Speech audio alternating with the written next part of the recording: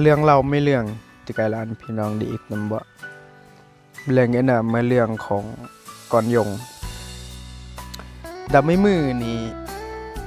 ยงนี่มอนกลางไม่หน่วยอันนะก่อนแล้วก็มอก่อนนะซาเมจงมอนกลางหน่วยกันเนี่ยในยอดตลาดแลนอากอนมานจิเวดกลางกันน่ะนะเมละเจอ2ลิ้วเคลื่อนประมาณนั้นน่ะหลังจากนี้ก่อนก็ปฏิบัติตามแล้วก็ยอดตลาดปุ๊บนี่มาค่าดัตลาดนี่มาแล้วซะ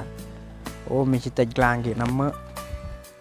ก่อนนี่ก็เจอ2ลิ้วนะเคลื่อนมาค่าดัตลาดแล้วซะโอ้ชิต20,000วะ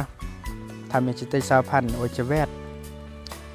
แล้วก่อนนี่ก็จับกลางนี่ก็จรอยงดีๆแล้วซะโอ้ยง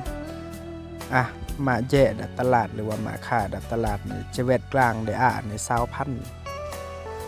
ยงนี่ก็ละโอ้มดัดเต็กอันไม่จับกลางเนี่ยยอดดำหอพิธีพันธ์และอันน้องใหม่เราจิเวตนี่อันจะ2ลิ้วมือ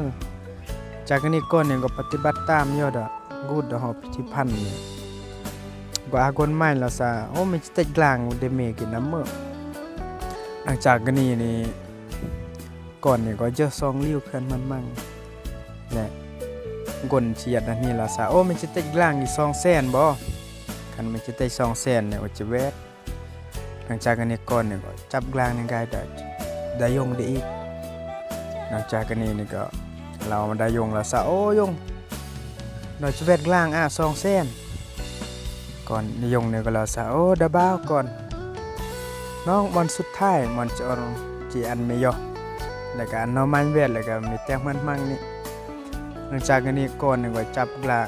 ยงนี่ก็มอกก่อนนะ3ในยงจอรอหานอัญมณีหรือว่าหานเพชรและยอรดนี่ขนมมันจะเวทแล้วมันก็แต้งเพิ่นมั่งจากนี้นี่ก่อนก็จับกลางในยอจอรอหานอัญมณีหรือว่าเพชรหลังจากนี้ยอรดปุ๊บนี่เจ้าของหานนี่กุ้ยเฮละสาวมีเบิ้นกลางดีดาร์เมอสังเกตเพชรจีกหายากสรมะแหละมันจะติดกันน้ำเมะก่อนนี้ก็เยอะ2ลิ้วนะเคลื่อนดีตำบ่อของและเจ้าของห้านเนี่ยเราสาวโอเคโอเจเวตกลางได้เมดามูลค่า200 ล้านกีบหลังจากนี้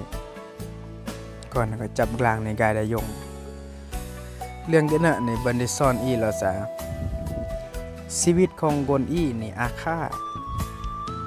เพียงแต่บางครั้งนี่อียัดอำทึกมอนก็เหมือนกับกลาง